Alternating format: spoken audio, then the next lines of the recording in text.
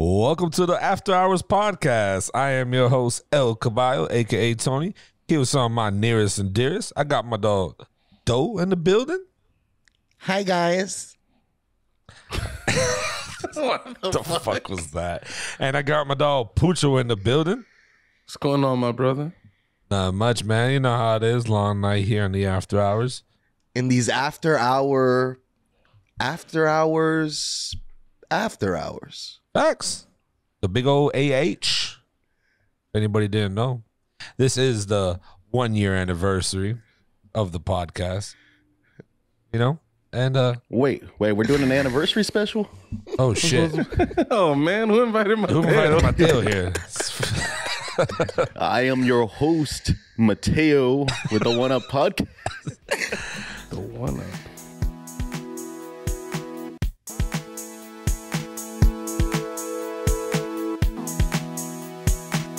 Welcome to the One Up Podcast, ladies and gentlemen. I am your host, El Caballo, a.k.a. Tony, the Dawn, the Great One, the King, the CEO, the VP. Here with some of my nearest and dearest. I got my dog, Doe, in the building, the one who can turn the tables, DJ, Doe We Fresh, Moonwalker, Young Jacobian, and the Young Sleepwalker. Say something, though. You pumping your hair. You gotta say something when I introduce you like that. Hi, guys. Jesus Christ, we're back to that shit. Sounds like Split, right? The kid, Like, yeah, he just one of those personalities. Scott Malkinson. Yeah. I also got my dog Pucho in the building, a.k.a. King of Bidets, a.k.a. the cleanest ass on your mama street. All right, I just want everybody to have clean booty holes like I got. All right, the bidet changed my life. I'm a bidet missionary. Okay, spreading the good word. Bidet missionary. I don't know why I thought of sex. That's weird. That's my least favorite sexual position. Facts. And I got my dog Mateo in the building. Big Texas Magnum, riding on four foes, paint still dripping. Damn. That's a lot of energy to live up to, dude. This is early. Tro Master La Flesh. The original troll, if someone say. Yeah, you are. I hated you trolling me so much. I hated that shit. We had them old Facebook groups, and me and Mateo had gotten into a number of conversations because I didn't realize how much of a troll he was. And I was like, this motherfucker, is he being serious right now? Shit. He is. Fucking little asshole. I mean, not little, but some would say. It's a clean little asshole, though, okay? Because you own a bidet too, right? Missionary abilities got a bidet installed in his house. I looked it up, by the way. I don't know who the hell I thought was a short basketball player that ever played for like Utah or anything. Scottie that person doesn't exist. It might be Nate Robinson. He was the shortest. But I did see that there was like a 5'3" basketball player. Yeah, Muggsy Bogues. Yeah. Little guy. He was in Space Jam. The played blue alien, it sucked Muggsy Bogues' abilities. Yeah. Wait. Yeah. No. Is it the blue? I think it's the red I don't one. remember. It's the red one. I think it's the red one. Okay. Now the blue guy's actually the really tall guy, the white basketball player. I don't remember Larry Bird? who that was. Does I don't that think it was make Larry Bird. Does that make Muggsy the greatest basketball player of all time? Because just imagine what that man could have done with an extra foot and a couple inches or so. Maybe He's competing at 5'3" in the NBA like that. That's an argument about like how skillful he was. That's a fact. It's almost like he's a lightweight fighting in the heavyweight division, and he's like giving everybody a run for their money. It's like, I don't know. It speaks to some type of ability, right? 100%. Even though that's be super unfair. Super unfair. Yeah, that's what it was. I mean, he's playing in the league with Jordan. Jordan's 6'6". it's basketball. He's 5'3". Different. There's a basketball and then there's fighting. Like, no one's swinging at you. You know, you're short. You can be, a little bit more elusive and quick with it. Pass it out, do assist. In boxing, you ain't running away. I mean, you could, but not that far. And one hit a quitter from a big heavyweight like Mike Tyson or fucking whoever, because I don't watch boxing like that. knock you the fuck out. One hit, clean, gone. Maybe boxing should have like not like a weight class thing, but they should have like a height class. So there's like the heavyweight NBA, and that's like just the normal players now. Then there's like a league for like people that are like a little under 6 foot to like 5'5" or something. That's why I don't fuck with boxing too, though. You just reminded me. All these belts, they got belts, 2 or 3 belts in weight classes, in a welterweight, a featherweight. I get that because it's weight sizes, but then they got belts within the belts. Like that shit to me is stupid. Yeah, there's like 3 different boxing organizations that you can hold a belt for. Then you become the undisputed champion if you're holding all of them at the same time. Now that's a fire ass. That's the king of belts. It's like the Chaos Emeralds. You got to collect them, power up. The real king of belts is the lineal champion. They keep track of who beat who throughout history. So even if like say someone got their title stripped, like Muhammad Ali, like he refused to go to Vietnam, so he had some legal troubles. He couldn't get a boxing license. They stripped him of his titles. Other people won those titles, but Muhammad Ali was still the lineal champ. So when he came back in and someone beat him, that person became the lineal champ. So there's a history of each lineal champion beating the last or whatever. And that's cool. There's no belt for that, but it's something that boxing fans keep track of. It's like the people's champion, like The Rock. The Rock, yeah. Some would say Stone Cold was the real people champ. Passing beer. He's getting beers from the fans. What fan passed beers to Rock? Not one. Not one. Just saying. I mean, this is quintessential one-up right here. It's our anniversary episode, and we're just talking about boxing and basketball for 5 minutes. Oh, man. So, what's been going on, man? What's new? Even though it's the 1 year anniversary of this beautiful, beautiful child that I grew with you guys. I didn't bring it up last time on air, but I did not get my Spider-Man platinum yet. I've got one more trophy to grind out. So Sony did the whole like a year in review kind of thing. You could put your email address into something and they kind of give you your stats for the year. Mm-hmm. Apparently I got 22 platinum trophies this year. God damn, dude. The last of which so beast. That's was 2 a month. I know, that's crazy. The last of which was A Way Out. Me and Doey went ham one weekend and it was a good game. Good game. We played from 3 p.m. to 9 p.m. Look at Tony's ugly face. Why you got such an ugly face, Tony? So you platinum that shit with this nigga? Yeah. Ooh. I started the game with Tony. This is the problem. Tony doesn't finish games. That and getting Tony to be online in a party with you is like winning the fucking lottery. So it's like I can't play games with this guy. I mean, when I'm probably gonna platinum It Takes Two with Doe at this point. Ooh. Let's do it, buddy. Best friend. Let's do it. Was there a lot of grinding in A Way Out for the platinum, or is it pretty Not even easy? It's not hard.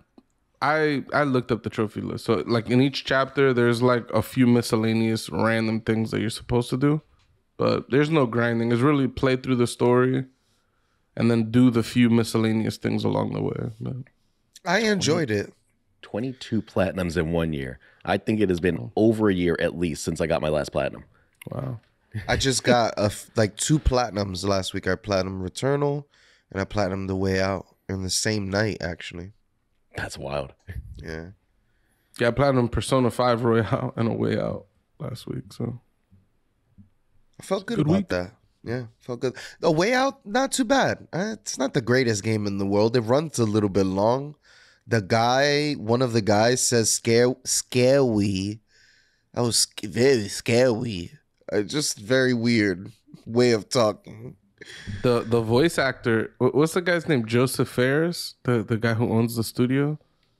Remember the guy who he came out on the Game Awards saying crazy shit on the mic and all of that? Oh, yes. Yeah, that's his studio. They made Brothers: A Tale of Two Sons, A Way Out, It Takes Two.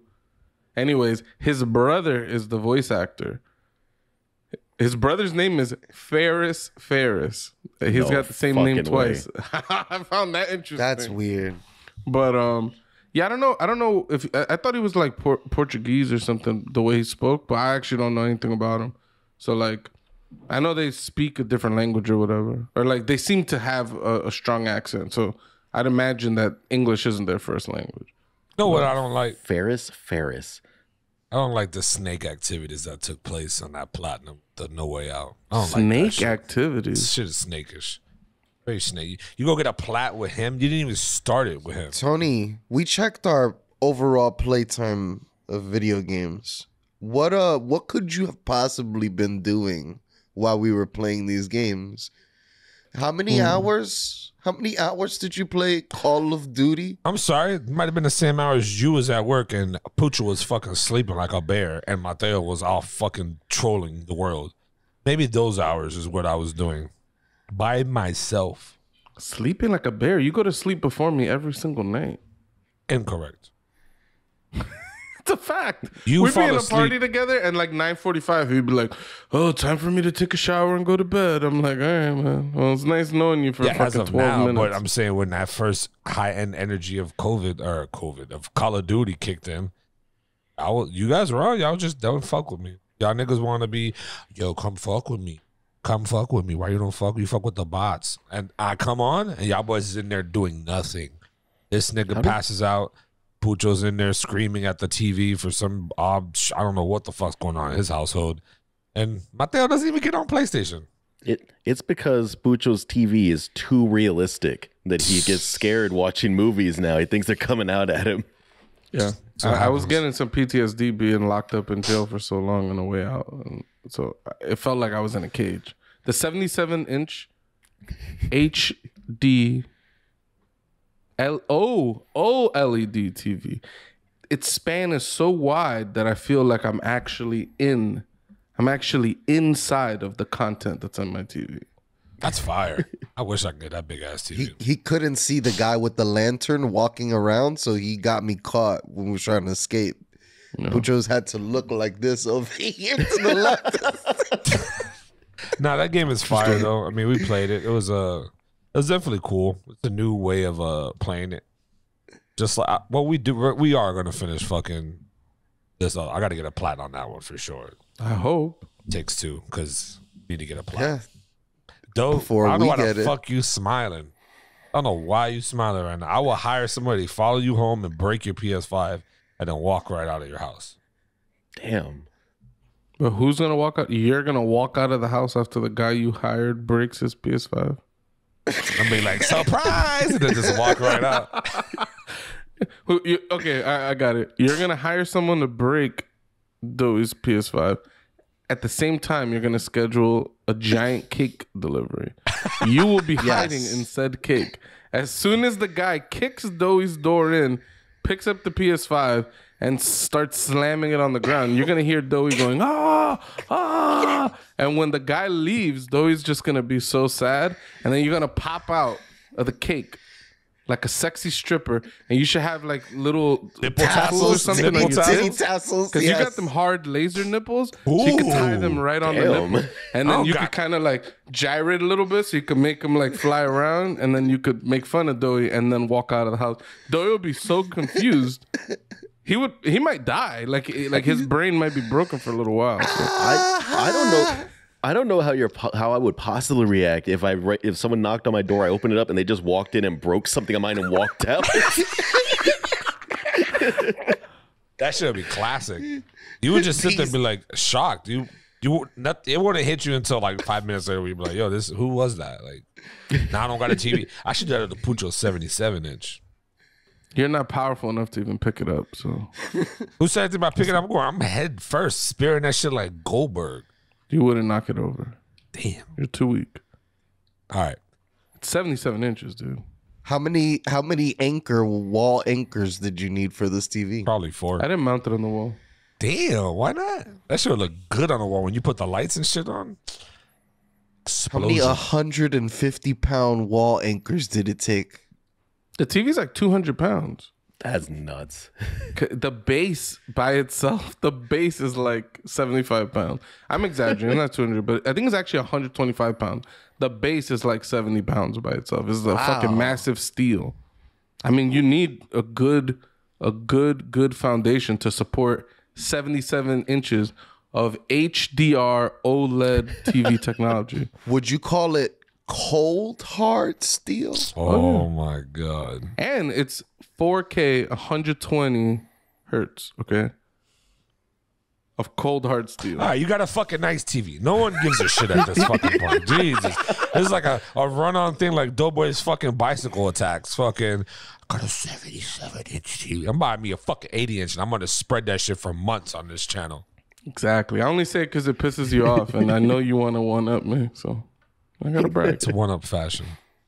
Tony's gonna go and get himself in debt just to one up you. Never that. Never that.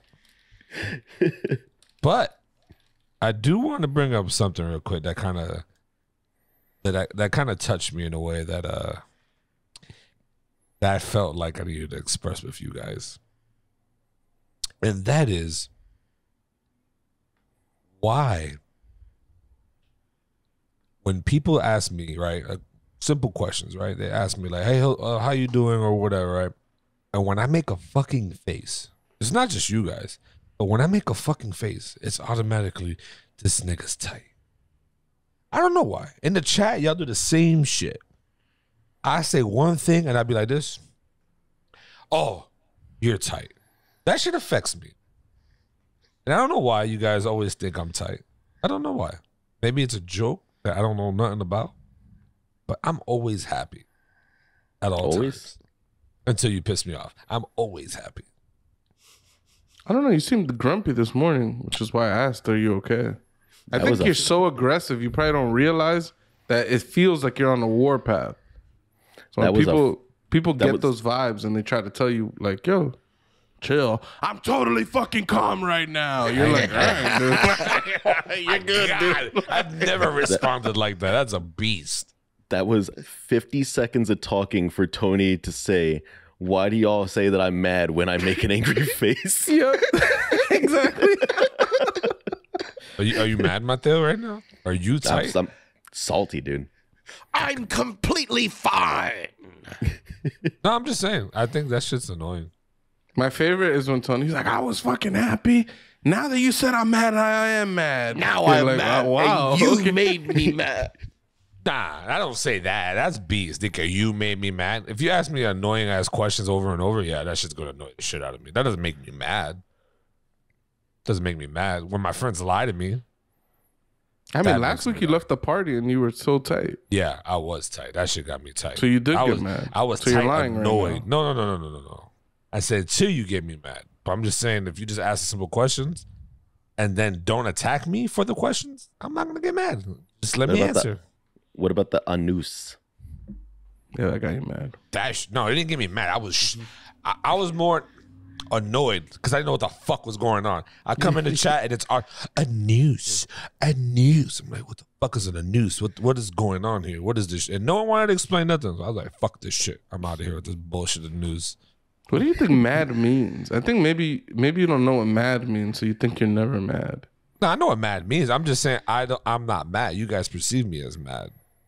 I just think I'll be annoyed, and then it looks like I'm mad. What do you think annoyed is? Right now, what the fuck you're doing is annoying the shit out of me. Really? This reminds me. Not one really, of my nephews, but close to it. One of my nephews, he used to be mean to his sisters sometimes or his siblings sometimes, right? You'd have to go and get after him or put him in timeout or something. And his response would tell him, you're like, you're being mean. You're being a little dick right now. You wouldn't actually tell him you're being a dick, but you'd basically be telling him that he was being a dick. And his response would be, I'm not mean. I'm happy. Because those were opposite emotions in his mind. That made him happy, though. Maybe him messing with his sister made him happy. Just like me messing with Doughboy makes me happy. Not cool. That's not cool?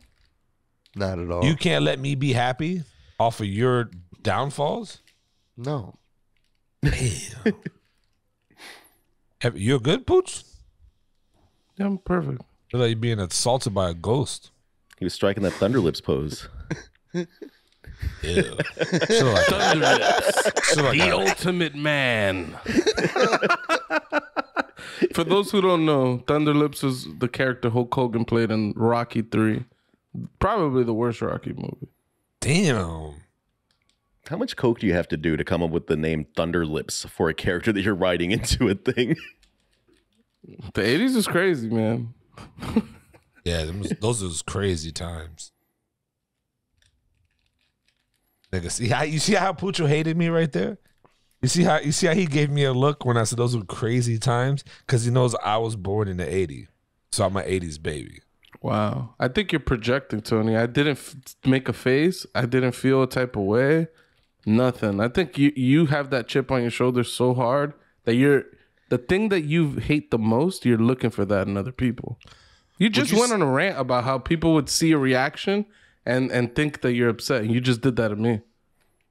I would like to say he has a chip on his cock. Wow, chip on his cock. What do you say? A cold hard cock? Steel. How about that? How could a cock be cold and hard? That's impressive. Yeah, that is a feat. That is a feat. I never really thought about it. An icy hot cock. I do find it funny though that you ruined all games for Felix every time you do that. That's just hilarious. Like every time you say that, Felix, you defeat him every time. Shit's fucking. These games should not have such suggestive titles. Okay, Tales of Arise. Like it's just begging me to do some sort of cock there. The tale of a rising cock. Yeah, like cold hard steel. Nah, that's you really fucked some games up even for me when you say that. Like that on Facebook when he posted his own or this thing, you come in hard steel. Or you said something funny, I was just dying. Yeah, he took a picture. He was taking a picture, and then he had trails of cold hard, and behind them, cold hard steel. It's just trails of cold steel, but though he adds the hard, and then he wants to swap steel sometimes with cock. Yeah. Some would say that your cock fetish here is a little weird. Some would say that I have an insatiable hunger for cock. Yeah. Dowie has a cock addiction for sure. He's basically Jonah Hill's character from Superbad, just drawing the dicks and shoving them into the lunchbox. Dude, that was one of the great scenes in a comedy. Like now watching it, it's not that good, but in the moment, it was so ridiculous. Like back then, didn't he say he drew this monstrous, glorious cock with hairs and veins and whatever on it? Bro, that shit is weird. The teacher told on him. They got a priest. The priest thought he was fucking had some kind of dick devil inside of his body. The best part is in the credits of the movie. They show all the dicks that he allegedly drew. Yeah, I like There's some impressive pictures. I like the tank dick, where it's like the Tiananmen Square thing, but it's a dick to like stopping the dick tanks. Oh, that's right. Damn, forgot about that. There's the dick right in the nuclear bomb. It's got some good dicks in there. A lot of dick talk. Switch it up here. How was your week, Tony? My week was fine. I didn't do shit, and that's a pretty good week. Don't get to do nothing but just sit home with your son, teach him the ways of the one. No, I did something. I caught up on Cobra Kai. Oh, you finally caught up. Nice, about time. Yeah. Season 4 just came out, right? Yeah, I finished that shit. Damn, is this a secret? Did y'all talk about watching this? And you didn't see the message in the chat for everybody to watch Cobra Kai and talk about it? No, we're reviewing Cobra Kai today. Yeah, that's literally the next 3 topics we're doing. No, it's one of the topics. You really didn't watch it though? No, it's okay, but I'll just do what's his name's looks the whole time. Robbie. That fucking prick. Fucking Robbie, guys. Nah, I was joking. It was just fucking with you though. Nah, that's cool. Robbie, I just want to say this. The very end of the season, Robbie has a good moment. Finally, I'm like, and actually, this kid seems like he could act pretty decent.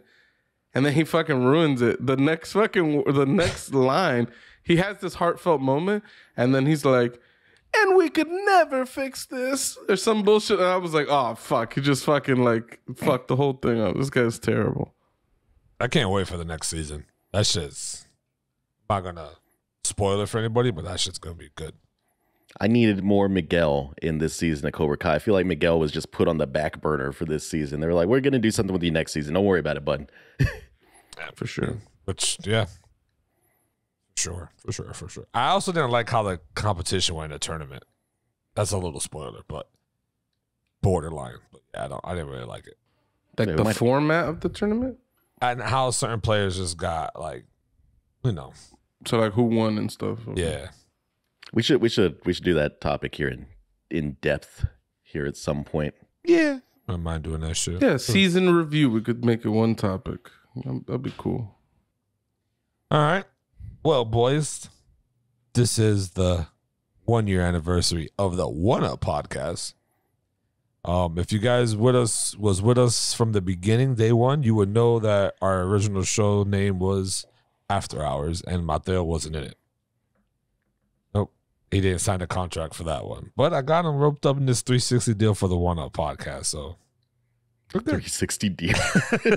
But you gotta hit him with the Joe Budden shit and be like, we ain't got no contracts, we ain't got no percentages. They're just helping me out. They're just friends. Damn. So when we get that Spotify deal, you don't gotta cut nobody checks. That's no crazy. Looking at the books. No. That's what we spin off. We start the One Down podcast, and all we're doing is we're just gonna watch the One Up podcast episodes and just shit on it the entire time. That actually might be dope though, a little bit. But this is the One Up After Hours. Wow, the One Up podcast anniversary, and yeah, we're gonna go in depth from beginning to now. I start off with asking y'all a question real quick. What do you guys, if you guys will go back in time and tell yourself when we first started this podcast, like, yo, what would you tell them? Like, yo, like, don't do it. Or, hey, you got to beware of this. Like, would you stop yourself from doing this with all the shit that went down behind, the planning and how much work it takes? Like, what would you tell yourself? Mateo?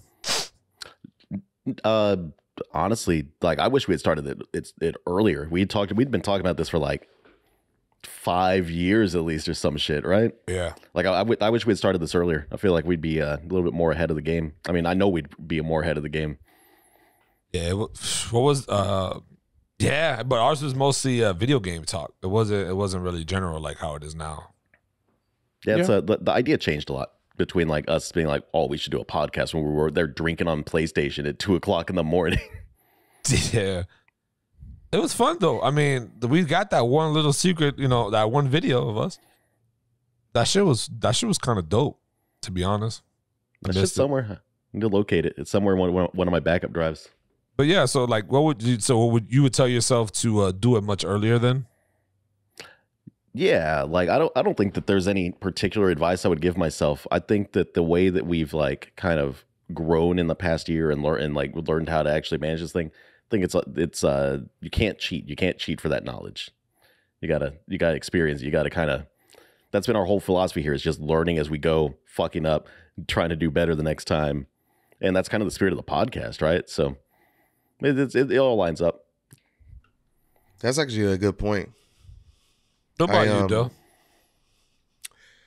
Something I would tell myself or something I've learned? What do you mean? Something that you if you can go back and 1 year this day, if you can go back and tell yourself before we started the pod, what would advice or what would you tell yourself?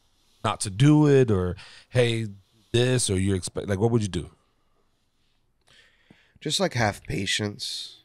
Like, just make sure you have patience, and you're in it for the long haul.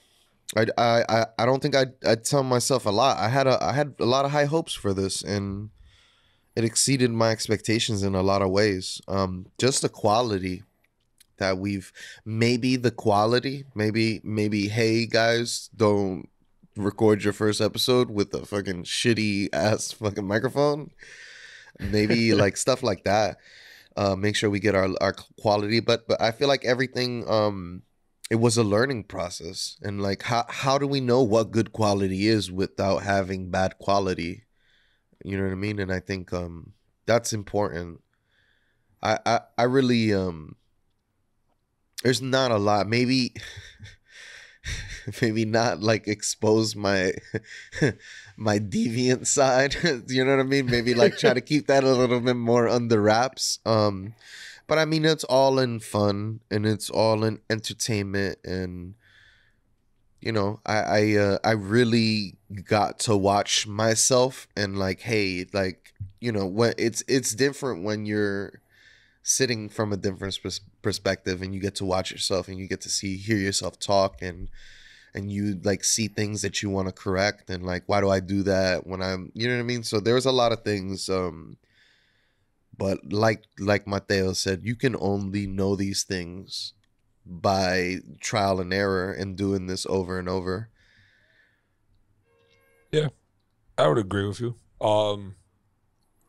I know In a lot of ways, this podcast has grown up. Yeah, Yeah. definitely from day one to now. Like, we've definitely changed. Like, I know if like I'll skip Pucho real quick, save him for last. But like for me, I would tell myself less of a dick, be more helpful instead of like going so hard. You know what I mean? I would say like you definitely need patience for this. This is not easy. You got to be able to take criticism too. Like, I had to learn that. Yeah, That's no. a tough thing. That's a tough thing for everyone, man. It's so tough to take criticism and actually like learn from it rather than just being like, fuck you. Balling it up and throwing it right back like, oh, fuck you, motherfucker. You too. Don't you remember that shit about last 2 weeks ago? You remember that shit? I remember it. Yeah, I would definitely. taking criticisms is tough because at least for me, I don't know how other people handle criticism. I'm pretty okay with people saying that something I did is fucked up. Like, I could acknowledge that maybe that's the truth, but my reaction is still to kind of have like a, how dare you criticize me when you fuck up all this. It's like I have all this ammo just bagged ready to go, like, Ammo bag, and that is a negative aspect to me getting criticism. I could acknowledge where I fucked up and see the validity of what people are saying. I view the fact that they're saying it absurd when they have all this shit that they need to fix, even though they're not related. Like, I totally acknowledge that. That's just a toxic part of me. But No, yeah, that is, everybody does it or learns it their own way. You know, like deals with it. Like, I think it's interesting that like the criticism between the four of us that seems to like trigger us more than like the comments on some of our videos or some of the crazy shit. That shit we can just laugh about. The comments and like crazy responses to Twitter and like that racist dude. Like it was fucked up, offensive shit he was saying, but it didn't like cut me deep or anything. I wasn't like over here crying because some guy called me a racial slur. yeah, we don't fuck with them. You know what I mean? We don't know them. Like, if one of us we can affect each other's mood really quick. If we, like, you know what I mean? Like, it's because we know each other, we fuck with each other, we're friends. Like, but randos, fuck out of here. We don't know you. But yeah, I mean, the people you love have the ability to cut you the deepest. Yeah. Mm-hmm. For Tony. me, yeah, Tony's a piece of shit. For me, I would tell myself to be more mentally prepared for a lot of fighting. I didn't realize how many arguments were gonna occur, how many problems, how many conversations were required to repair somebody's hurt feelings or hurt ego or anything along those lines, or just misunderstanding, all that stuff. I didn't realize how much of that was gonna occur. And you know, they tell you all the time, like, don't go into business with friends, right? Because I think this is where those businesses find difficulties. Unfortunately, with something like podcasting and stuff like that, the people you're gonna have the best chemistry with, the people that you chill with the most. So it feels like you got to break the rule there, but then all this negativity comes with it, you know? That's the advantage that Crystal has over us with her Game Junkie show is she doesn't have to deal with anyone except for one episode they record, and then boom, on to the next guest. Yeah. Yeah, they'll get in. Like if she got into someone starts saying crazy shit on Twitter, she'll just be like, all right, not having that guest on again, and just gets to move on. You don't got to deal with any of these pieces of shit. I got to deal with 1, 2, sometimes 3. Damn. Sometimes 4. Sometimes I'm a piece of shit and I got to deal with me. Oh, so I thought you were lumping Luca in with that too. I was like, damn, attacking the baby. I was Luca's thinking he was talking about his wife. I was like, damn, she's got nothing to do with this. Even though she's a part of our team. She's a core. Some would say that she's a major asset to the 1-Up. Our logo would just be like some real bad like pixel art if it wasn't for your wife. Yeah, for real. Lisi, shout outs to Lisi. The VP. It made us look very professional. Facts. Shout outs to her. She's a professional in her world of her business that she does, and she's definitely the VP of this company. She's skilled. She's got some skills. Yeah. But like not on contract, just vocally. Just saying. You acknowledge her as a vice president, but she's not an actual vice president. Yeah. She's kind of got the assistant to the CEO position. Assistant to the assistant to the assistant. Damn, she's our Dwight Schrute. Oh shit! I mean, that's what Tony's saying. This is going really bad. We're talking about my wife here. All respectfully, whomst I love dearly. Okay? We all love her, and yeah, a lot of this wouldn't be possible without her. So shout out. Shout out to the homie. It'll be unfair not to add her into this 1-Up. You know, she's always behind in the background controlling shit. So shouts out to Lisa.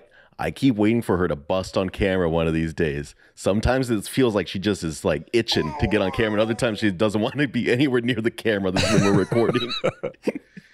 Yeah. But no, yeah, man. It's doing a podcast with friends is definitely has a lot of balancing acts and challenges that come with it, because some people, you know, are sensitive, some people snap quick, some people don't have patience, and some people just like to be the mediator. You know what I mean? So it's just, I think I don't think they like to mediate. I think they have to in order to keep shit going. What was my the worst is when our mediator snaps. You're like, fuck, we're fucked. Yeah, that's when I'm like, oh man, we got to figure this out. We got to salvage this. Yeah, at that point, that shit goes bad quick. Well, what night was it, Mateo, when you was complaining that your fucking watch was going off? Dude, I was working out and my watch was just vibrating nonstop. It was just like 1-Up podcast, 1-Up pod. I was like, God damn, y'all just calm down. Tony's over there digging up screenshots receipts. Joey's asking him why the fuck that matters. Pooch was like, you guys are both fucking arguing for no reason. Then he throws, it's honestly, all that shit is classic shit, though. Like, we laugh, we look at it now and we laugh, but that shit gave us a lot of headaches, bro. That shit, no one wanted to fuck with each other on the video games for a little bit, because it's just like, I just argued with you for 2 hours. I don't really want to play video games with you right now. Watch, in year 2, we're all going to end up having to go to like a couples therapist or something and doing like a therapy session. I wouldn't mind doing that for shits and giggles, just for research purposes. Like, we just do a 1-Up therapy thing and set aside. Can you imagine we go to a couples therapy and we're just like, we're in a big polygamous relationship. We're 4 gay men who love each other dearly, and we're trying to salvage this relationship. Like a You're on mute again. Muted. This nigga loves the mute. Use your keyboard, you bitch. Damn.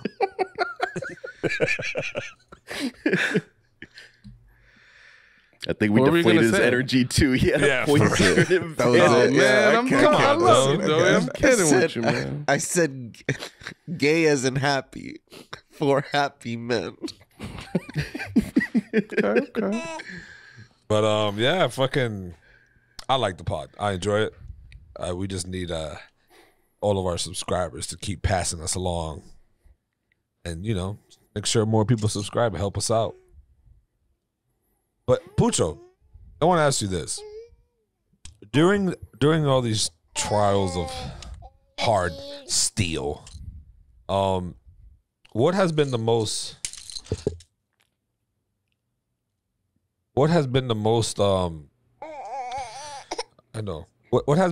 hardest, the the most difficulty dealing with? Sorry, Lucas just wants to say his How piece. about you answer that question? What's been the hardest thing for you throughout all these recordings and editing and all the background, the production of this? What's been the hardest part for you? I think I have an answer. You have an answer for me? Yeah, I think it's Luca. It is. It's hard. Evidenced in the last minute. The guy can't even talk. Yeah, it's hard, man. Like people, when you have a kid and obviously your wife, your significant other works during the time that you record, it's difficult. You try to plan around nap time, feeding time, and play time. But yeah, I love it though. You know what I mean? Like, what I'm gonna do? Have him sit there on the ground crying? Like, look at him, acting like a. But sorry, you're asking me what's been the hardest thing for me? Yeah, what's challenging for you while during the recording? Because you got your own. Everybody here's got their own lives. You also have not a newborn, but a 1-year-old, 2-year-old, and shit is challenging for yourself. You know what I mean? Like, yeah. I mean, for me, I think it relates to my feedback that I would give myself. For me, the hardest part is just dealing with other people. Like, typically, I'm a bit of a loner. So, like, I try to just fall back. I don't leave my house for weeks at a time sometimes. Like, I don't call people. So, like, the natural things that I would do can't work with this. Like, I have to talk to other people. I have to reach out to people. I have to, like, constantly try to collaborate. And it's exhausting. And because it's not really in my nature. So, and that is difficult for me. And then you couple that with I'm reaching out to try to do something good for this, and then I get attitude from someone, or maybe I have a short fuse, I don't get an answer I like, or any number of things, and it sets me off pretty easily. So it's just been something that it's an ongoing thing that's been hard for me, and I've been trying to find ways to deal with those feelings and things like that. Yeah, we recently switched up kind of like our production schedule, and I think it's been a little bit healthier. Like, I feel like I could bang out stuff more and not feel like quite as like burnt out, just having the fact that like before we used to put our first episode of the week up on Monday, now it's on Tuesday. That one difference means I don't have to work on Sunday, which is the day that I dreadfully don't want to do anything. And so even if I end up working on Sunday, I'll work a little bit or do half of something on Sunday. And that's enough so that I'm not swamped on Monday, but I still feel like I'm relaxed. So I feel like switching up the production schedule has been it has helped with me feeling burnt out. all right, yeah. What about you, Mateo? What's one of the? I mean, like you don't really have kids, you got a bunch of nieces and nephews. You and Doe both are single, whatever, ready to mingle. What's challenging for you guys? Because I mean, we got kids, we got family. Pucho's got a. It's honestly, it's been myself. Like, it's been like doing the work at a reasonable time, because like I do the thumbnails and the descriptions and tags and all that shit. And if I forget, or if I'm lazy one night, I'm like, nah, fuck it. I'm gonna play video games tonight. That time has to come from somewhere, and it means I have to wake up 2 hours early before work to get that shit done during work. I got to take my lunch break and hope I can finish it in that time frame. Like, that's been the hardest part. It's tough. It's tough finding time. You guys have less time than me. I don't know how you guys find time for it. It's a struggle for me to find time to do some of this shit sometimes. It's just you don't find time unless you try to make time for it, right? Like, you have to set that time aside. Otherwise, it's not going to happen. If you're just like, I'll do this when I'm free, your free time doesn't exist. It doesn't. We're all adults. We have jobs. We want to de-stress in our time where we're not working. Oh yeah, I look at podcasters now differently too. Because back then I used to be like, oh damn, this is live. You just sit there and record. You don't really understand what it takes to do an episode, editing, and we don't even really get super deep into editing. But I mean, Pucho would seem like he would feel like he gets super deep because he does all the editing and shit with you. Well, but Like people go hard with editing, like the audio, cutting out this and that, and it's just like. But they also probably have a full fucking team. We're just 4 fucking guys, and Lisi. You know what I mean? So it's just like, shit, bro. You know? Yeah, I would say like the most challenging thing for me was like I didn't used to get up early, and I got to start really getting like waking up and being on time. And I think it made me a much more punctual person, which is good. I think that aspect, I used to not be as productive, and I feel more productive because of this podcast, and it makes me want to do more things now. So I think it like opened up the gates for me. I needed it. It's kind of the responsibility I didn't know I needed. I like that. Yeah. I like that a lot. That's some heartfelt shit. What about lessons learned? Like, what lessons did we learn other than like dealing with each other? Like when it comes to technical work here with the pod, like Puto's never done editing in his life, and this man's fucking fantastic at it. You know what I mean? Like he found something that he's fucking hobby good. Like he's like it's a hobby, right? A little bit, but he's fucking does a bang up job. You know what I mean? Like I would have never thought he was an editor. Like Bang up job. I'm not bad. You do a fantastic job, bro. No, it's just I didn't take it offensively. I just found the choice of words funny. It's like piece of work. It's like just these phrases that a certain class of people say, and you're that class of person, Tony. Damn, I take that shit offensively. Wow. I'm a certain I'm saying class. you like to use phrases and euphemisms. Like he does a bang up job. I don't know if I've ever said that in my entire life. Like in conversation. Wow, they did a bang up job. I don't think I've ever said that. It was interesting. Maybe I am do an alien. agree though. Pucho does do a bang up job at editing. Is that the first time you've used that phrase, though? The first time, it was even hard for me to like figure out how to say it. What's the other one that I use? Hey. What's Real the other piece one? of You were work. like, yeah, she's a real piece of work. Oh, yeah. I was like, I've never said that. Like, I know people say it, but it's just, I don't know. It's just funny. I'm an odd guy. I use all English. I am curious. Damn, dog. Where you pulling this fucking chicken breast out of? I don't know, dude. He keeps I'm vanishing so off hungry. camera and coming back with food. I don't know what's going on over there. My bad. I didn't mean to shine a light, nigga. I'm kind of jealous. I want a breast right in my mouth too. Can I see the chicken breast? Is it fried? Popeyes. Oh, my God. Oh, Popeyes is good stuff, man. Fried chicken. All right. What's been your favorite part about working on the podcast? What's the best thing? Me? I mean, it's for everybody, but go ahead since you're volunteering. Fucking with you guys every day. Well, not almost every day, but like just interacting with you guys because we didn't. Other than the video PlayStation, we didn't really interact that much unless you come down or if it's especially with Mateo. He disappeared after the Texas trip. Mateo disappeared. Some would say that he crawled back under his rock like Patrick and just never came back out. Yeah, no, we didn't see Mateo for a while, and it's been really good getting connected with the Texas fam and going over there. My man, the Whataburger, still one of my top 10 hamburger experiences. Dr. Pepper shakes. Dr. Pepper shakes. I don't remember that. Hell, dude, it's so good. You know what a shake is? Yeah, I know what a milkshake. Yeah, I know what a milkshake is. So there's a Dr. Pepper milkshake. I don't like Dr. Pepper. So you got no class. He didn't don't even like notice Dr. that Luke Pepper. had moved the entire mic. He's a savage, dog. He's like, I will move this shit. All right.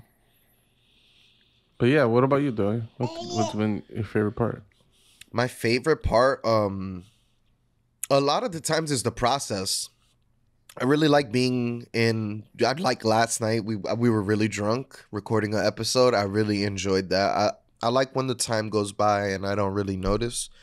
Going back, watching it, cutting clips, finding like funny parts like that. That was really cool. the social media side for me now is becoming a lot more fun. I like making polls. I like interacting with people. It feels good to get some sort of traction on those pages. Even our TikTok, like that's been work too. It's rough, man, going through all our old ones and putting it back up, and so I try to do it in a timely manner, but it's been nice seeing that we have gotten people that have come from our TikTok page onto our Facebook page, onto our YouTube, like that. I thought that was really cool. My answer is similar to Tony's. Like, obviously, like the best part is the interaction. The best part is this is like a dedicated time slot where we're just hanging out, basically, right? You know, it's that same thing. Like, you don't make time. You're not going to find time for your friends unless you make time for your friends. Yeah. And especially when you live in different cities, it's hard. It's tough, especially when you live in different states. Like, I can't just like casually pop over to Pucho's house, be like, hey man, I'm gonna come over with some beers, we're gonna game. It's the whole thing requires months of planning to make sure that he's free. It's a good weekend. The pandemic's not gonna kill us and all that fun stuff. Hey man, you come with a negative COVID test, you could pop over with a case of beers at my house anytime. Hell yeah. It's gonna happen soon. Once these cases go down, it's happening. I want to go to Texas, to be honest. Y'all should come down, man. Let's go. My second favorite part of working on this thing, though, is making those stupid photoshops, man. I don't know why some of those photoshops crack me up while I'm making them. Yo, I like the description. I like doing the descriptions. I think I crack myself up sometimes with some of those. I like attacking Tony for wearing an all Cowboys outfit right before they lose terribly. You went so hard. There was so much Dallas Cowboys wear. He was all in, dude. Yeah. I have 3 things. One is what everybody said. Basically, having a time slot where we're just like chatting and getting together and things like that is cool. Especially with the last few years and life getting busier and working and all that type of shit. It's been harder to find time. 2 is doing like video editing and audio editing. This is stuff I've never done before. So it's kind of cool to learn new programs, learn how to do something, right? Like I've never done this before. So it's been an experience to learn how to do it bad, learn how to get better, play around with effects and different things like that. Like, it's fun. And lastly, because we're doing the podcast and we want more people to listen to it, I've been using Twitter to kind of, have engagement with people and stuff like that. I've never used Twitter prior to that, really. And I don't know, I like Twitter. It's probably my favorite social media platform. I feel like I've been missing out on all the years I could have been using Twitter. So the podcast kind of introduced Twitter to me, and I think that's cool. It's kind of a lame answer, but it's been nice having you all on Twitter. I've been there for a while now, and I'm like, it's been nice having you there. Yeah, it's just been cool. Like, all the relationships that we've been making with other podcasters or gamers or just other people, and it's just been cool meeting people, which is not really my thing. Really it's not meeting people, it's just interacting with people. Like, oh look, they said this funny thing, I got to respond. I remember the day you told me you were gonna be on somebody else's podcast. I'm like, what the fuck? I'm like, Pucho is gonna be on someone else's podcast. Shit came from left field. Networking, and I'm like, wow. So yeah, you're right. That's not normal. Yeah, but you got into your circles. And I've been working on another one, so we'll see. Ooh, see how that goes. I swear that I saw Pucho gain like 50 followers in one day on Twitter, and I was like, the fuck did you do? I'm struggling to crack 200 and this man's getting 50 in one day. Yeah, I made a tweet about the N64 that people really liked, and that was cool. I had a couple thousand people on my shit. Awesome. That was cool. Damn, that's fire. Already one of those verified? Not a one. The Hey, worn man. up fashion. I don't hate when people got something to flex about. Flex that shit. I'm on my I got my Corday shit. 77-inch TV. You got one verified follower. Like, that's dope. We both got a thing. Whose thing is bigger? I don't know. On your phone, the one verified follower is like this big. My 77-inch TV spans wider than the eye can see. So, I mean, you be the judge, okay? Some will say it's about the motion of the ocean. You know what I mean? Only the little guys say that. Damn. Oh man.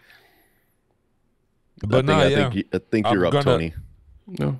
I'm up. What's been you're up. What's been the best part about working on the pod? Yeah, I guess.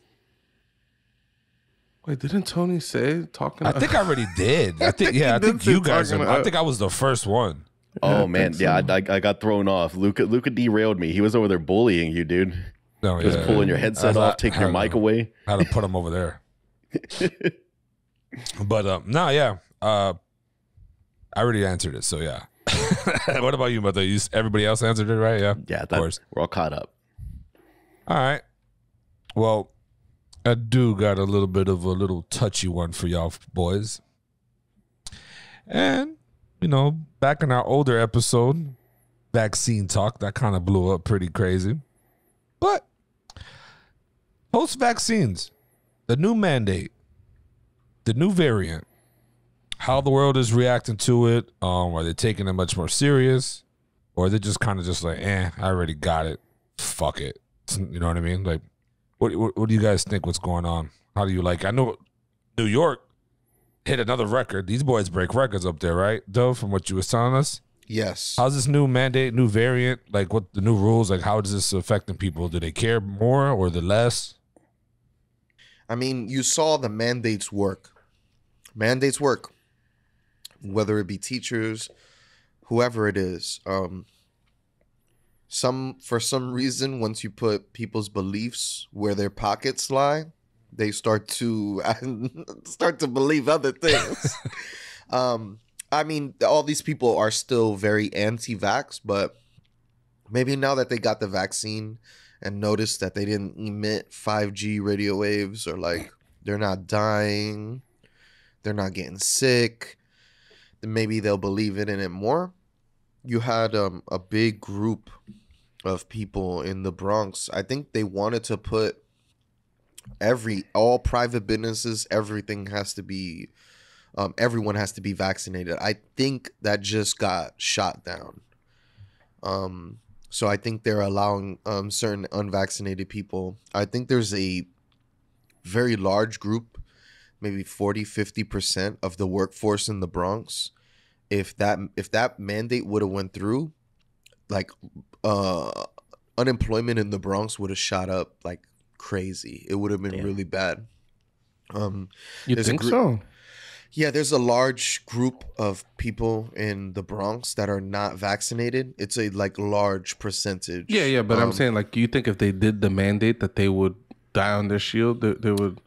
Well, for the most part, most people get the vaccination, but we're in 2021 leaning towards the end of 2021, and it was still a large group of people who had not gotten vaccinated out there. Yeah, I guess I'm saying, like, if their jobs if something hasn't forced them to do it, then they probably aren't going to do it. I don't know. It just reminds me of like the police union. There was 20,000 cops or something got together talking about, we're going to not go to work if you impose the vaccines and all this shit. And the vaccines were mandated, and there were like 12 cops quit. So it's like everybody else got the vaccine. Yeah, everyone got. Yeah. It's all these people. Once you try to tell them like put your money where your mouth is, they all crumble to it. So it's like, I mean, I know people that have gotten fired for not getting vaccinated, and they're just on to the next. I don't believe in that. I think if you have a good job, and you should try to protect that, and you have a family, you got more. People just love these fucking conspiracy theories. They just love, I don't know, this Joe Rogan shit has really sent us into a parallel universe. It's for me astonishing how many people don't believe in any of this, and they What's just the Joe think it's- Rogan shit? Can you go in more details on that? Joe Rogan is just spreading misinformation, just making he has a lot of viewers and he has a lot of people believing in what he says, and what he says isn't safe to be saying. Can you give me an example of one of the things he said? I haven't heard many of his rants. He doesn't believe that you need to be vaccinated. He basically says if you're young and you're healthy, you don't need to get vaccinated, which is, I guess, partially true, right? Like, from your own health, you don't need to get vaccinated. But if you getting vaccinated is going to help prevent you from getting the virus, then it's also going to help you. It's going to help prevent you spreading the virus. So there's that aspect. He was also pushing all this medicine that there's tons of studies that say, like, what is he talking about? Ivermectin. The anti-parasite medicine, which this is a virus. So how the hell would an anti-parasite help with this? Yeah. So I don't know. So, like, him pushing that, oh, this is good medicine and stuff like that. And he had Sanjay Gupta up there, and I think the guy did a fucking horrible job of explaining why what Joe Rogan was doing is wrong. But it's like, basically, since Joe Rogan has a lot of money and a lot of friends in probably high places, he could get whatever he wants. He could probably go to any doctor and get an ivermectin prescription, even though no credible doctor would actually give him that, like, for COVID. The problem with that, though, is that a lot of other people are not going to be able to get ivermectin from their doctors. So they're going to get ivermectin from other places, at like a pet store, where they sell it for anti-parasite stuff. And it's not the same medicine that you give to humans. It's the dosages are different and things like that. So it's almost like he's encouraging people to go get this horse dewormer. But meanwhile, it is a medicine we give humans. It's just like, you're going to encourage people to go buy this from, shadier sources, as opposed to getting it from a doctor for real reasons to get this medicine. Yeah, don't take medicine you get from a livestock store. That's just, I didn't think that we would ever have to say that. I don't think that's any advice that anyone ever needed to hear in their lives. But if you're buying your medicine from the same place you're, buying shit to take care of your horse, don't. Just don't. All right, probably not. No, his whole thing kind of reminds me of like when Trump caught COVID, right? And then like I saw a bunch of people on the internet. They were like, "Look at this. Trump is old, and he bounced right back from this. It was no big deal." But they're ignoring the fact that the man was president at the time and probably received like $2 million worth of treatment to get through this thing. That shit is not available to the average person. Yeah, and not only did he get the best treatment, he had access to all the medicines that were not really available for the public. He didn't get ivermectin, even though he was saying how good it was. The doctors did not give him that treatment. So it's like, it just goes to show, like, you got this guy, you're going to give him the best treatment available, and he doesn't get the treatment that all these, like, I don't even know what to call them, really, because I don't know if they're really anti-vaxxers or what, but they're kind of, there's this narrative, right, which is partially true, basically saying like, yo, look, these pharmaceutical companies are creating vaccines and they're telling us that this is the only real treatment for COVID. Isn't it in their isn't this in their best interest to say that, because they're going to make more money by basically selling vaccines? And it's like, yeah, it is in their best interest. Doesn't make it false. Like those two things are not mutually exclusive. Like, you probably should, be skeptical of a pharmaceutical company telling you what the best treatments are. You should probably talk to a doctor or refer to the CDC, which happen to agree with the pharmaceutical companies. Yeah. But I don't know. Everybody just wants to be in the loop on some kind of conspiracy theory. Like, I mean, it feels good. Like, doesn't it feel amazing to know this secret about the world and you're one of the few people that know this truth, and the rest of the world is blind to it. Like, right? That's kind of what we talked about a few episodes ago. Yeah, it feels like, oh my God, I know something. Right. Like, you want to be the one to put people on. You want to be the first one to have access to this thing. Like, we spoke about that recently. Like, it's a thing that humans tend to like for whatever reason. I don't know. I think that some of the a lot of people don't want the vaccine. They don't think that they need it because they already got COVID, so they already have the natural antibodies, which I guess is not wrong. But I mean, there's new variants, so I mean, you can still get it regardless. And a lot of people, to follow up their claims, are saying like, "Yo, it only really it's harmful to you if you have extra stuff going on, like if you're unhealthy and you got a lot of these. Like this is what they say, and this is what they're throwing out. They're not 100% wrong. They're not inaccurate, right? But it's just like it's all about just stopping the spread of it, right? That's the main thing. That's what they, like everybody's goal is. So we can all just go back to normal and fuck out of here with the mask shit. I've heard some arguments. I was reading this thing on online the other day on this Twitter thread, and I thought it was an interesting comparison. They were talking about how like that statement of it only affects like people with underlying conditions, blah blah blah. That's true. Like those are the people that are most at risk of dying from COVID. There's also some crazy long-term side effects for people that are perfectly healthy. I've still got a decent amount of like fatigue, and I got that COVID rash that they were talking about, and I'm still like dealing with like rash shit from it set off an eczema flare up because like there was a COVID rash that they were that like 20% of people experience, and like it's this whole thing. There's a lot of crazy long-term effects, but let's just say we're just worried about like whether you're going to die from it or not. You're most at risk if you have some kind of underlying health condition, right?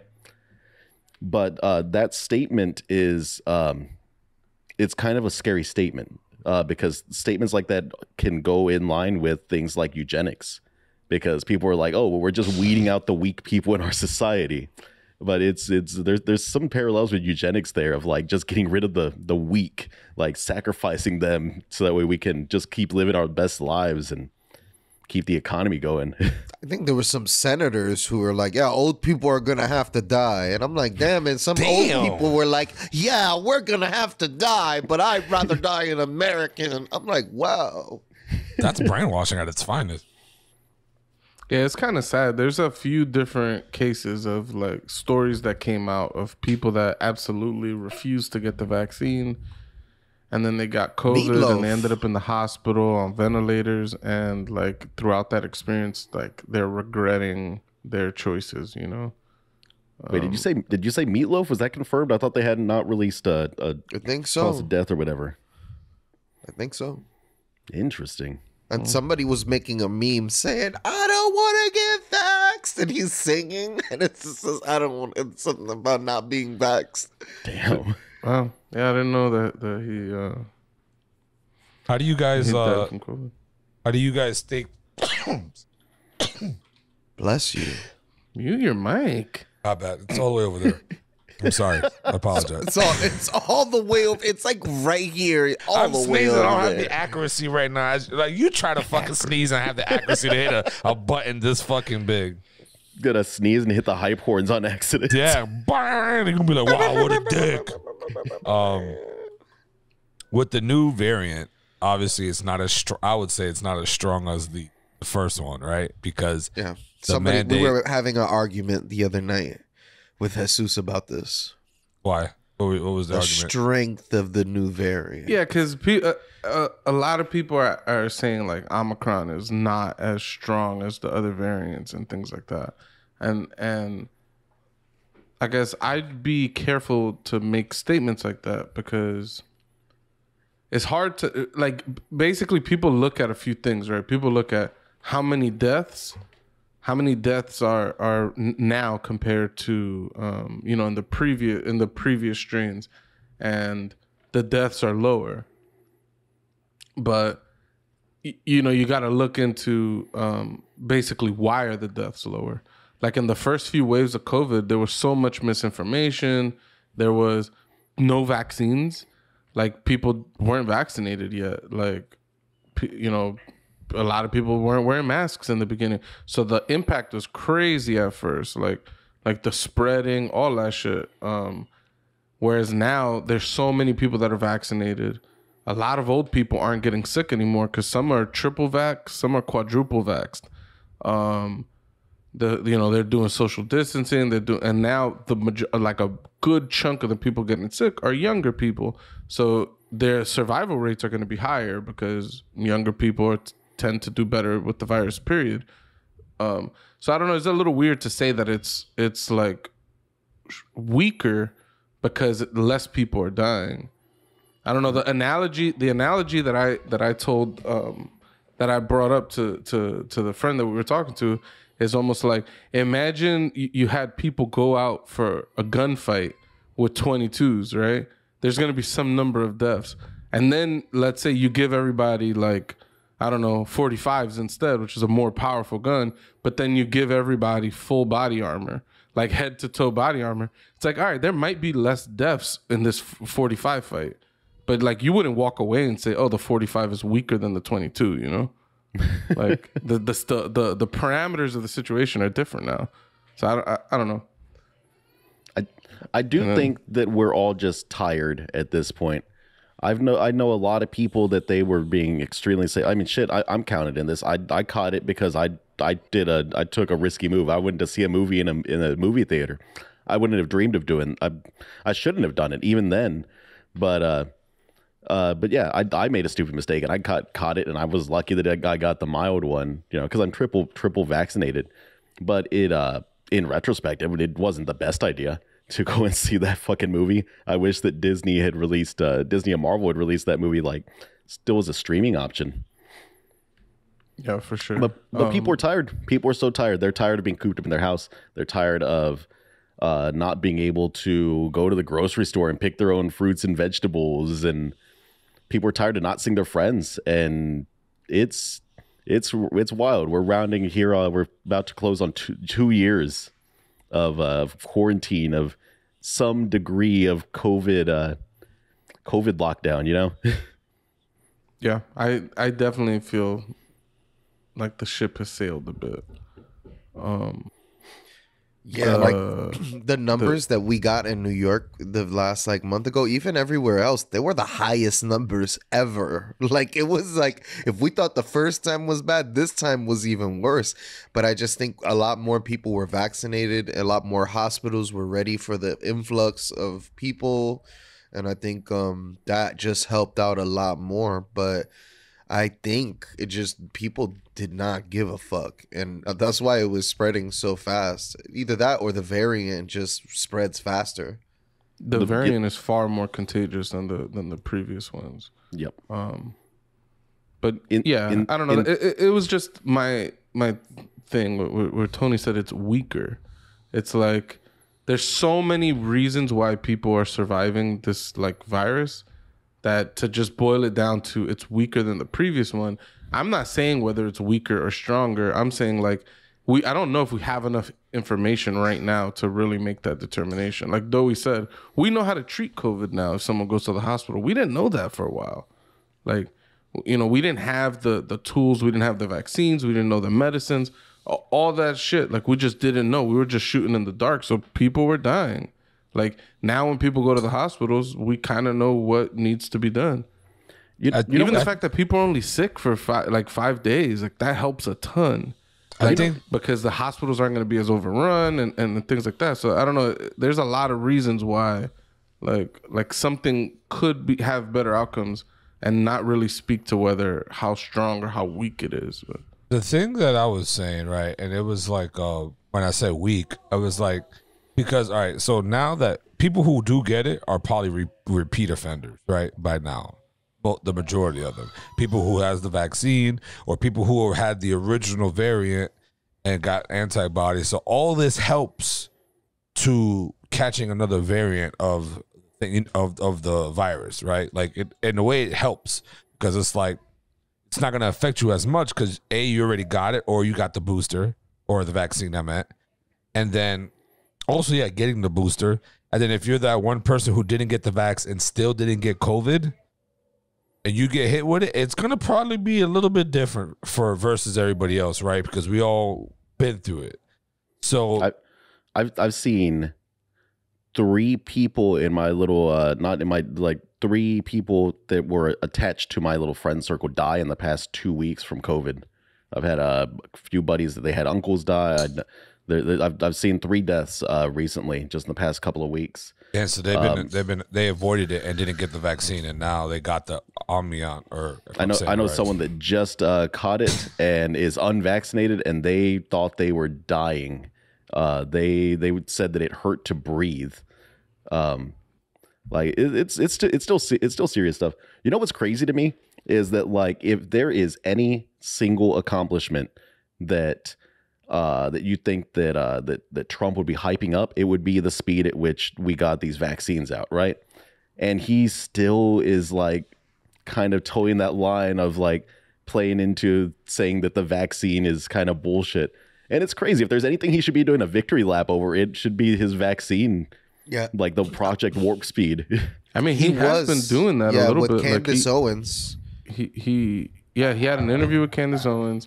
He has done, I think, 2 different speeches. The dude is still doing rallies, like just nuts every week. but where he basically said the vaccines are good and they work, and his constituents booed him. They were like, "Fuck that!" Like, and so he has been trying to take some credit in the positive of saying, "Yo, like when I was president, we got these vaccines out, like and shit like that." I don't know.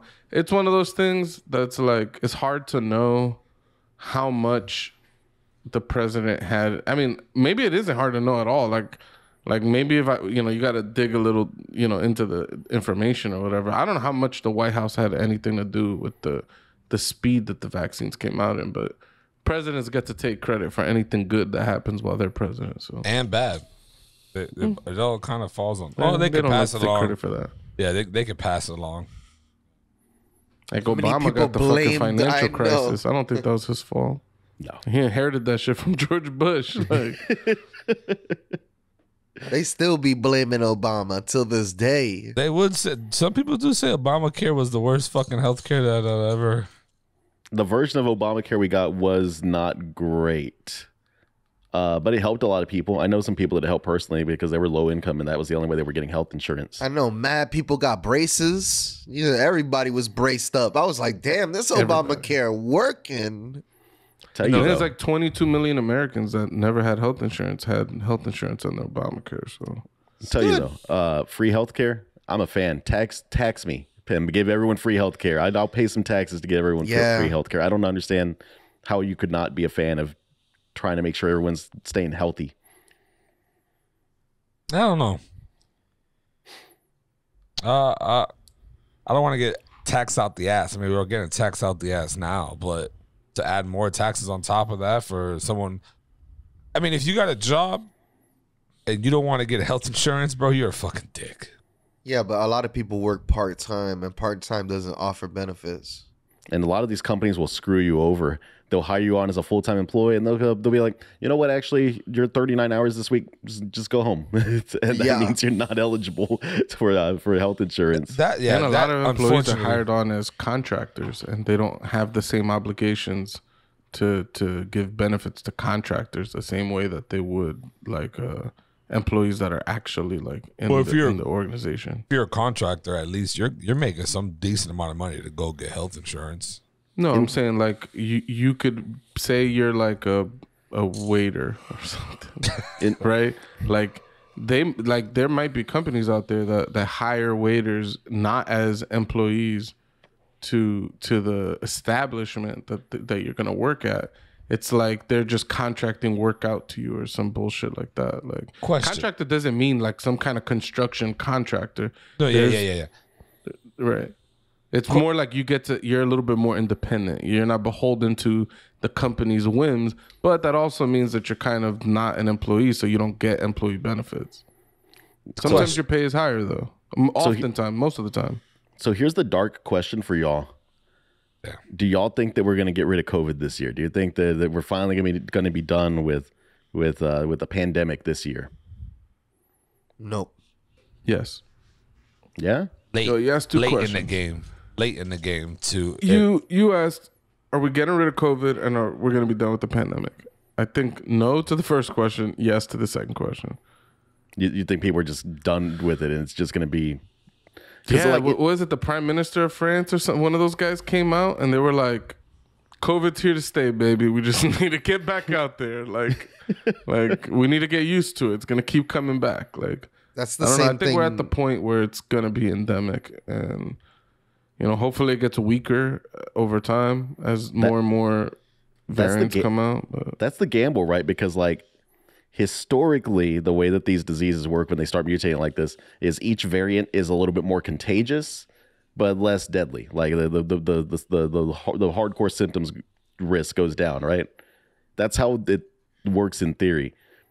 But you never know, man. This thing could do some weird evolution on the next variant and become even more deadly. Like maybe it's going to start causing pneumonia in addition to everything else or something. Look at the flu, bro. Shit's been around for ages, and niggas still die from it every year. And there's some deadly flu strains that come out some year. Do you remember the swine flu? Like bird flu? Yeah. The H1N1, it killed some people. Or like the Spanish flu. Like that was like a bad flu, I guess. Real quick. A lot of fucking people died. So yeah, I mean, yeah, it is a risk. I don't know. Hopefully they keep developing better and better vaccines. Right now, it's nuts. I don't know if it has something to do with the fact that they're mRNA vaccines, but the efficacy of these vaccines are higher than any flu vaccine I've seen. Like the flu vaccines would be like 30-40% effective, and these shits are 90-95%. Like the current the vaccines right now are 90% effective against Omicron. Like that shit's crazy to me. Yeah, it's reducing the virus to like a sore throat. People who are triple vaxxed like are not really feeling like getting hit that bad. Well, real quick side note. Do strippers have insurance through the strip club, or they got to get their own insurance? No, I'm pretty sure the strippers are almost like contract workers. I think they have to pay for their spot in the club, and they have to pay out like some amount of rent or something like that. They get to keep all their tips. They work basically on tips and maybe some bullshit hourly wage. I don't know, man. I've only had a couple of friends that were ever strippers, and I never really asked them about the financials of the job. Yeah, that's interesting. They're like barbers. Like barbers have to pay for the chair in the barbershop. Yeah. And then they get to keep whatever money they make after paying for that spot. A wild comparison. I'm gonna tell Jason next time I see him, like, yo, you're just like a stripper. They be acting like strippers. Damn, barber wars, stripper wars. They be going Barber ham wars for is your real. money, bro. All right, talking about future and pandemic talk and all that. This year, pandemic hasn't really stopped the video games. It slowed it down, but not really stopped it. But we got some games coming out this year. What games are you guys hyped about? Sorry, I just heard a screaming. Yeah. We got some games coming out this year. I'm more excited. Well, me and Pooch are both excited for Dying Light 2. Yes. I cannot And that's coming out wait. soon. That's coming out real February soon. 4th, next week. That shit's gonna be. Is that a day one purchase, and is it going to be cross-platform? Because I prefer to play games like that on PC. You guys know me. Yeah. But I don't would know if it's really like to cross-play. play that with y'all. You got a PS5. Why don't you enjoy the immersive controller? See, for me, my PS5 is for like third-person games, and like I don't know. There's a certain type of game that I can really like enjoy on the PS5, Talk but I don't about the enjoy the PC as luxuries much. of life over here. This guy, I only play my first persons on my computer. I play my third persons on my PS5. Why are you getting hyped though? You ain't gonna play with us. Dude, I'm only gonna play indie games on my Steam Deck once that gets in. And then 2D platformers are on the Switch. He's Or got a on- device for every single genre. Or on the Analog is Pocket, disgusting. the Analog Pocket, man. I got that thing on the way too. Thanks. Yeah. Damn, you got a lot of trinkets and shit. Dude, I just barely talked myself out of buying. I just barely talked myself out of buying the Playdate. I was gonna buy that stupid console. I've never heard of it. It's like a bright yellow one with a little crank on it. Oh God, yeah. The fuck? He showed a picture of it on one of the episodes a while ago. I will not recommend why are you hyped right now, though? You don't fuck with us on Dying Light. You abandon us. Why are you hyped for Dying Light 2? I can't wait to get in this game and then fall asleep and then go right to where you guys are at. Transport myself. I'm not dealing with that again. No more. Wake up. I am not dealing with that shit again, though. You will get booted. He can't wait to leave y'all over there drop kicking the zombies while he runs ahead and steals all the loot.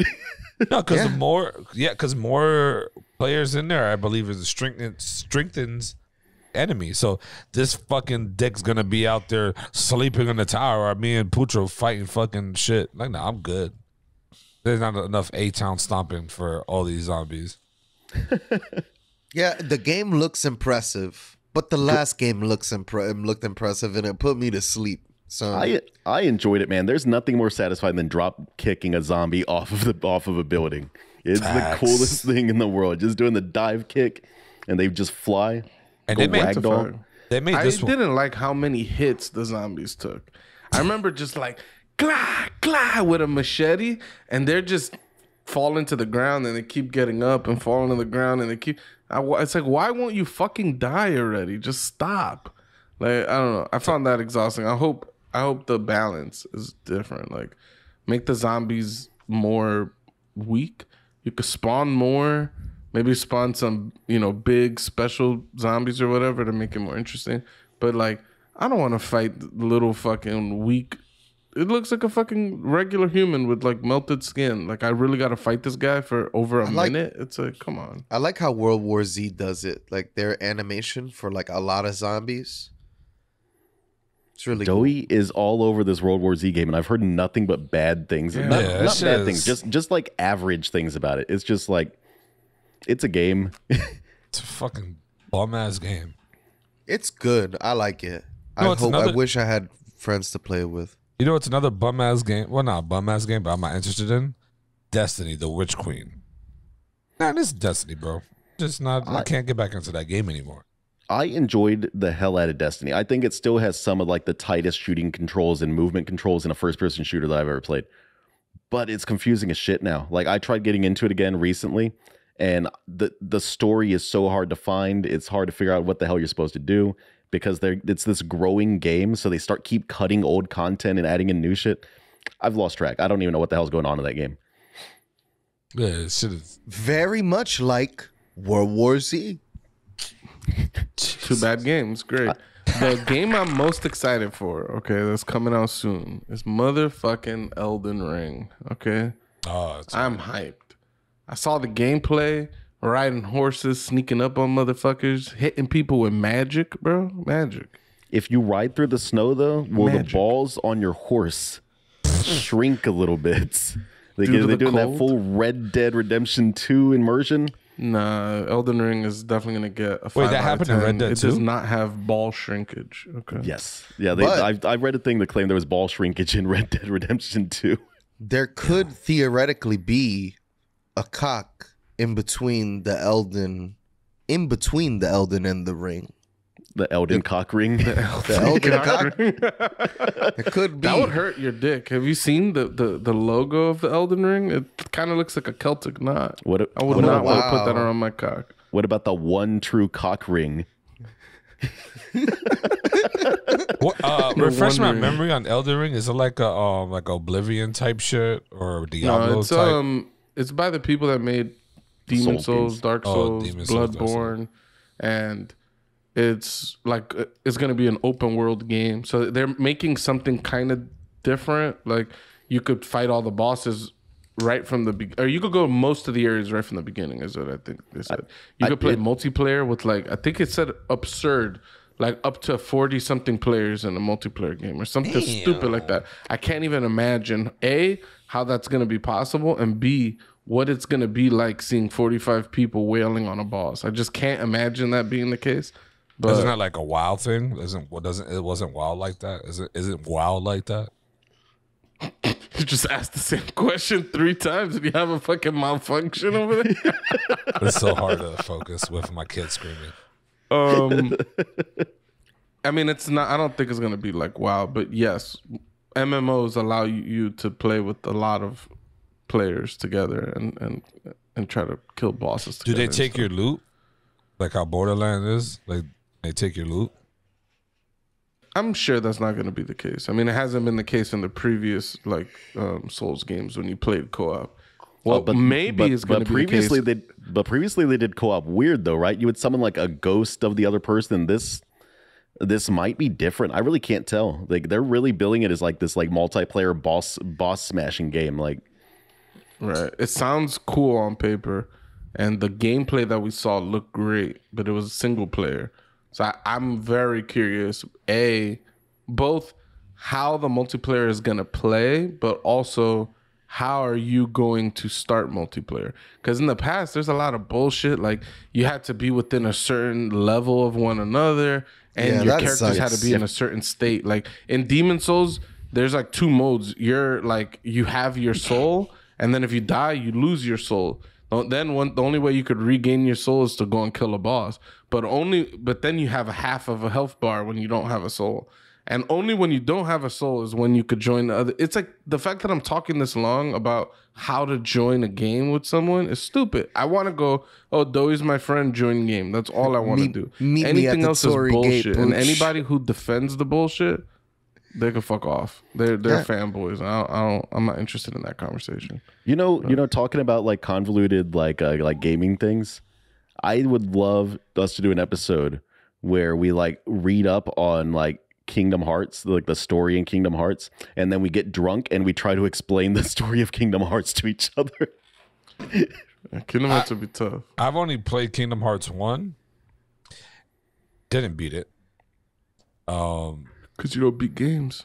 And a little bit of 2, and I just lost interest in it. I don't know why. I like the visuals. That game is really, I like that. It's great. I beat the first one with Pucho. I played the first one a long time ago. I got really far when I was a kid, and then me and Pucho was like, "You never played Kingdom Hearts?" And I was like, "Nah." And he's like, "Yo, let's play that shit." So I do playing it normal shit, and then in between levels, there's this gummy ship level. Yo, tell me why. Once I got there, I didn't stop. I just kept playing that gummy ship level. And then Pucho started trying to help me min-max my ship. Like, how can we make the most efficient ship? And then we realized that you don't even need a ship. You could just be a line of guns. One long line of just weapons. We were like a square, and then we just had mad lines of guns on guns, and it was insane. Yeah, that was a lot of fun, and we would just demolish levels. When you'd start the gummy ship, you couldn't even see.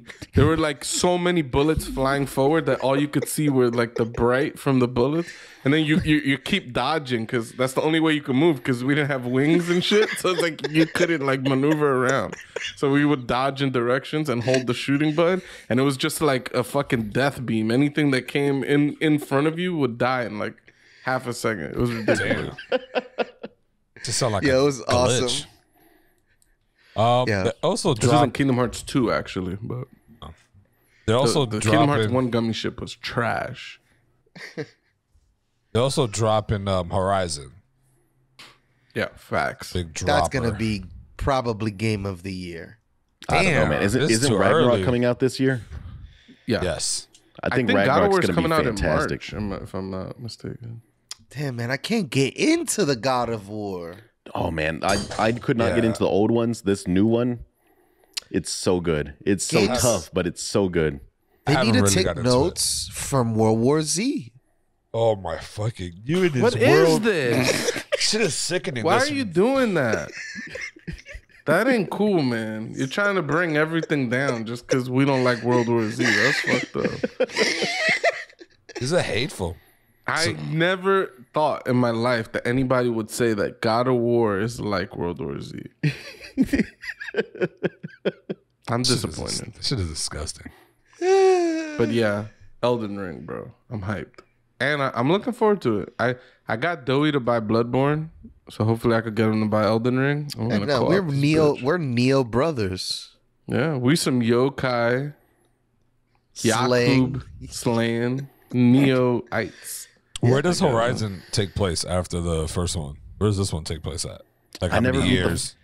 I never beat the first game, so I don't even know how the first one ends. I need to go back and beat it because I did enjoy the game. The gameplay in the gameplay is fantastic. You don't beat games. I beat Spider-Man just the other day. Yeah, suck it. Yo, the story in Horizon is really cool. Like, not really. I wasn't a huge fan of her story in the game, but you're kind of unraveling the story of the past and what happened and how the world is the way that it is now and all the creatures, machines you've been interacting with, where do they come from? All of that is super interesting. And unraveling that was really fun. Yeah, I would say the world building in that game really is one of the best parts of the game. I want some bigger robot dinosaurs in the second one. I want some big, huge, like what is that? What is that game where you climb on the Colossuses? That'd be cool. Shadow of the Colossus. Shadow of the Colossus. I want some things that are that big in the next one. Ew. I wouldn't want anything like that. That shit's like, fuck you want a big ass savage robot. Like, what is it? At what point, like, what, you're going to fight him or you just going to climb him for treasures? Like, what are we going to do with that bot? You got to fight him. Him. Just like Shadows of the Colossus, man. One of the greatest games of all time. Dude, the fucking flying boss in Shadow of the Colossus was incredible, dude. I never that played shit the was game. nuts, especially on the PS2. I've never seen something like that.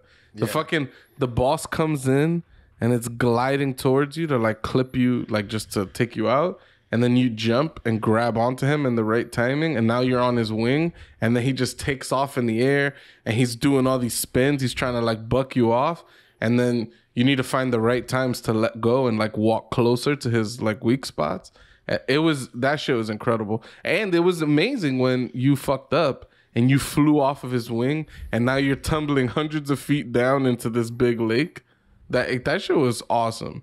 And the music was lit. Sometimes he hit under the water too, and now you're like getting dragged. Now you're fucking drowning, and your stamina's running out. And I just thought the shit was incredible. So I would welcome bigger, some kaiju level machinery in Horizon. There were some big ones. Like there was like a T-Rex type enemy that was like a lightning in Horizon, and when they revealed that was crazy. But there was like no climbing or anything like that. It was just kind of keep your distance and like chip away at it or whatever. They had those long neck ones, the long neck dinosaurs with like the platform heads. They had that weird design where they had like these like little platforms for heads. Yeah, they were the moving like there were the towers like in an Assassin's Creed game. Like you went up there and it revealed like more map or whatever. Yeah. I'm not very excited for Horizon though. As much as I like the first game, I don't know why. I'm replaying it now, so maybe by the time I beat it, I'm like super hyped or whatever. But I didn't care for a sequel. I don't know why. Are you going for the platinum? Did you get the platinum in it before? Yeah, I got the platinum like years ago when I played it. I also got the platinum on it.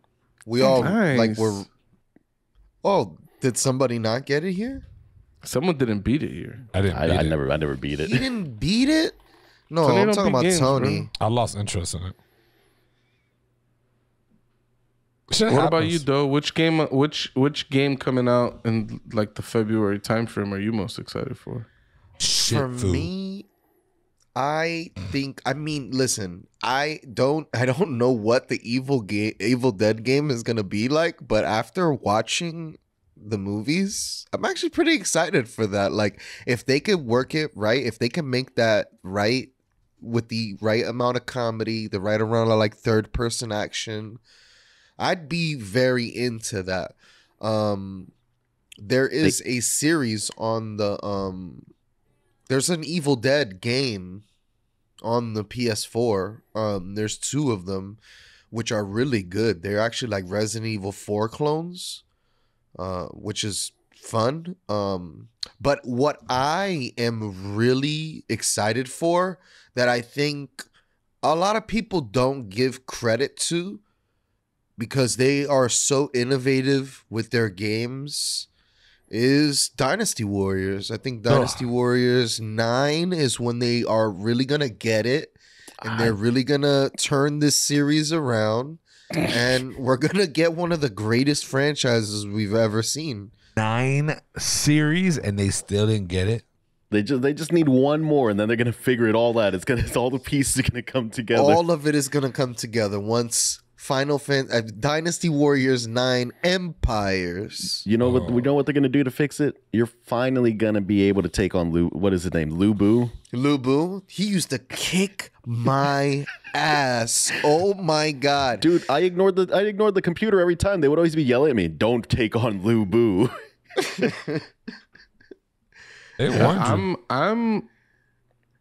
I'm interested in what Dynasty Warriors is gonna be like. I'm not a big fan of the Muso games. I think is what those style of games are called. That sounds right. Not a fan. But if there's co-op, I could play the tier of game. Like I all I want to play is like 8s and above, like throughout the year, right?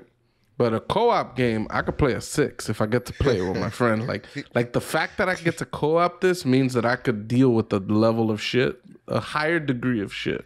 Well, it's a shame that Dead Space game is a 5.9 then, because it's just right on. Yeah, it's very low. unfortunate. I can't deal with it. It's too low for me to play co-op. Yeah, there are better co-op experiences. I am excited.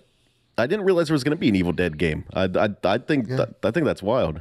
Speaking of, I don't know what it's gonna be like. From what I saw, though, it looks like one of them. I don't know. Is it Dead by Daylight, where it lets you control the monster or whatever? Oh, that sucks. So like, that's not as exciting. I was hoping it was going to be story based and it was going to have like a sanity meter, like Eternal Darkness or something. Like as fucked up things happen to Ash, he just goes more insane. And you start seeing like the dancing, like little like taxidermied animals and whatnot. Fucking spinning ballerina with no head. That sounds lit. Nah, I'm hoping that there is some type of story component that's co-op. But from what I've seen, it looks like it's 4-player co-op and someone could control the demon. And you just sort of run around looting and stuff like that before you take the demon on. Which I'm not excited for that style of game at all. It could be all right. I haven't played too many of those asymmetrical games that I'd like love. Like it's just not quite been there. Oh, and I'm kind of not excited for it, but kind of hyped. Maybe they got a good co-op or some type of like challenging time trials with your friends. Is Grid Legends. Yeah, if that has some sort of multiplayer aspect to it. Also, I don't like simulation. I'm more of a arcade style. Give me a little bit of simulation with my arcade, but I want it more arcade than simulation. I don't want to have to slow down to 30 miles an hour to make a turn. Like, nah, I want to drift around that turn like a badass. You want the arcade versions of racing, like, which I like too. The Underground was that, you know what I mean? That's what Underground Need for Speed was. But so do you like the Forza series then? Because it's got like some of like it's got the good graphics and like engine sounds and all that of like Gran Turismo, but it's definitely a much more forgiving game. It is not quite as hardcore a simulator experience. Yeah, you're talking about Forza Horizon. Not just Forza, because Forza is a simulator. The actual Forza, I guess, is a hardcore racing simulation. Yeah, just like GT. But nah, Forza, bro, that's the thing. Like Forza versus GT, Forza's a great racing simulator. If you're fucking all about that, I would tell you to go play it on Forza or on Xbox. But I don't know. I haven't played Gran Turismo since like what? Late 90s, maybe 2000s or some shit is the last time I probably remember playing Gran Turismo. You know, getting that A license class, fucking hard. I think that's why I gave up. There was an S1. I think there's a double S too. I never got those ones. Shout out to the homie Justin. All right, when we were in Lake Worth Middle, this kid was obsessed with cars from a young age, And one day we were kicking it at his crib, and he loaded up Gran Turismo, and he had every single license in the game, and he was beating. He'd beaten like almost all the races. He had like 100 cars. Like it was fucking nuts. I don't know if he had a Game Shark or if he was just a man, but the fact that he loved cars, like I think his family worked in garages and stuff, so he like was a car kid, you know. Shout out, because I was very impressed. This is hard. Do we want to go around and just say like what we're most excited for before we close this one out? Yeah, I don't know. I think we kind of said that. I think we kind of touched it. Like, me, Dying Light, Doe with the World War Z. Evil. No, come on. Come on, the fucking bullshit, though. He's hyped for Dynasty Warriors. Okay. Oh yeah, Dynasty Warriors. Seriously, in 2022, can we? I'm just hyped for whatever games we can play together, dude. Can we go play some Battlefield 5? I'll be down. Y'all, I just can't do it by myself. That game is unforgiving. No, our fans said if we're playing any Battlefield, it's Battlefield 4. They said it's the greatest of all time, the best in the series. Battlefield 4. I really loved Battlefield 4. I like Battlefield 5. Much more playable. No, you're game. Trash. You have I no like taste. 4 better than 5. You We have played zero way taste. more hours of 4 than pretty much any other Battlefield. I liked Battlefield 1. The combat slowed down a little bit, and it felt like it was a little bit more tactical just because of the slow-ass weapons. Like, it made you have to think a little bit more. Fun-wise, Bad Company 2 was fun. All right, it was good, but it was fun. Battlefield 4 is a little bit more, like, a little hardcore game, like playing game-wise. But, yeah, bro, Battlefield 4 was the best Battlefield thus far. Like, Dude, in retrospect, my problem with Bad Company was like I think the maps were like 16 people.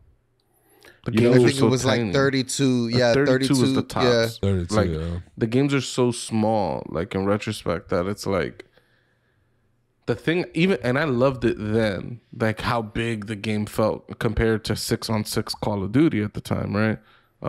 So 16-on-16 was crazy, but. I don't know. I think going back, the game would just feel too small. I think for the time, it was cool and all.